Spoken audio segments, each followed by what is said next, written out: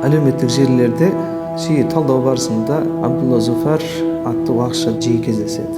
Бұл неосалафиттік уағызшылардың көсемдерінің бірі.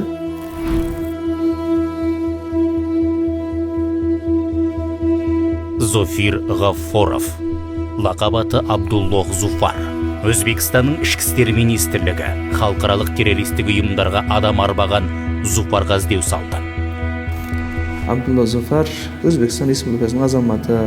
Сол 1990 жылдар дүниеге келген азамат. Кезінде Өзбекстанда тұрып, кейін Мысыр Араб Республикасына барып, сол жерде марказ діни орталықтарда оқып, ары қарай Европаға кетіп, қазір әлеуметтік желілерде Абдулла Зуфар есімімен уағыздар жүргізеді. Ал енді ол әлеуметтік желідегі уағыздарын талдайтын болсақ, біріншіден дәстүрлі ханафи мазхабына қайшы келетін дүниелерден бастайды. Екінші, мұны ақида мәселесінде.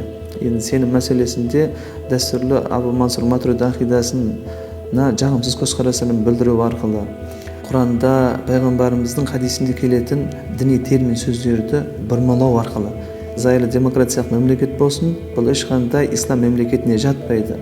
Ол мемлекетте жүру, ол мемлекетте тұру, ол күнәға апарады. Дұрыс мемлекетке хижрат, қоныс аудару керек дейді. Алланың уәде еткен жұмақтың төрі сенікі деген мақсатта қолыңа қару ал да жихадың жаса, өлсең шахидсің иншалла, жұмақ сенікі деген сияқты бұрмаланған дүниелер айтады.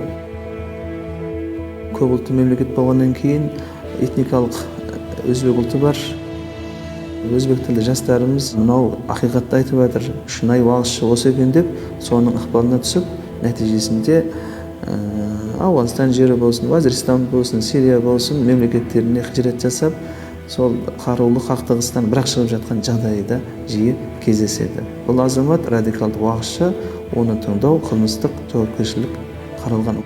Қазақстан Республикасының аумағында тіркелген өкіл болмағаннан кейін әлеуметтік желіде арабша Құран айтты, хадис айтты деп, олардың ықпалына түсудің салдары әртүрлі жағдаймен аяқталады. Лажы барынша өзіміздің дұрыс дереккөздерге жүгінсе, Қазақстан мұсылмандар діни басқармасының ранд мүшелері бар, солардың уағызына жүгінсе, адасушылыққа бой алдырмайды.